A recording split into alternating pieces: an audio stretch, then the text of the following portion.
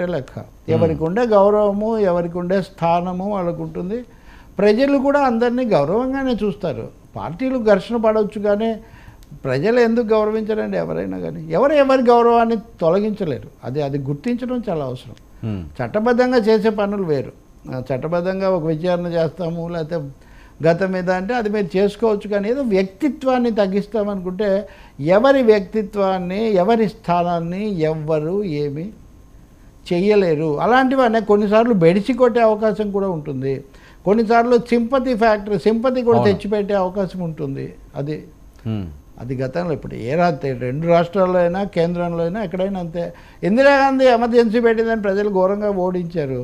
ఆ తర్వాత వచ్చిన వాళ్ళు షా కమిషన్ నివేదిక వాటి ప్రకారం చర్యలు తీసుకునే బదులు ఆమెనే గెస్ట్ హౌస్ రూమ్ కూడా ఆమెకి ఇవ్వకుండా, లేకపోతే చిన్న జీపుల కోసం ఏదో చేసిందని చర్య తీసుకున్నారు. ఏమైంది? ఇందిరాగాంధీ మళ్ళీ ఒక 20 నెలల్లోనే ఆమె మీద సింపతి అదంతా కూడా పెరిగి మూడేళ్లలో ఆమె తిరిగి మళ్ళీ అధికారంలోకి వచ్చేసారు. Bounced back.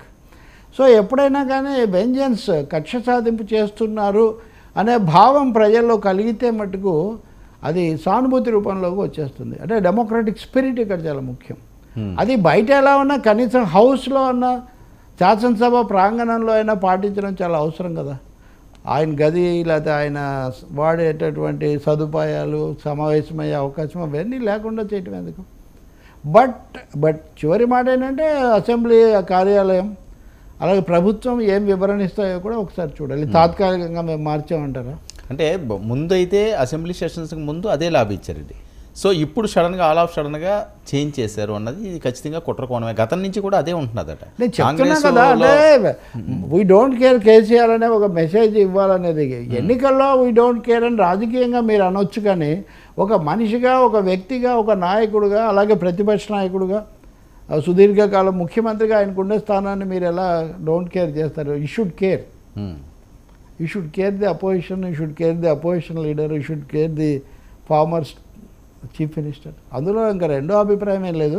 కేసీఆర్ ఇప్పటివరకు సభకు రారు అనుకున్నప్పుడు ఒక విధంగా చేసి, ఇప్పుడు నిజంగా ఆయన కొంచెం ఆరోగ్యం బాగా నడుస్తూ సభకు వస్తారు అనే అవకాశం వచ్చినప్పుడు ఇదంతా చేస్తే దానివల్ల కావాలని చేస్తున్నారు అనేది ఒక ప్రజలు దాన్ని హర్షించారు.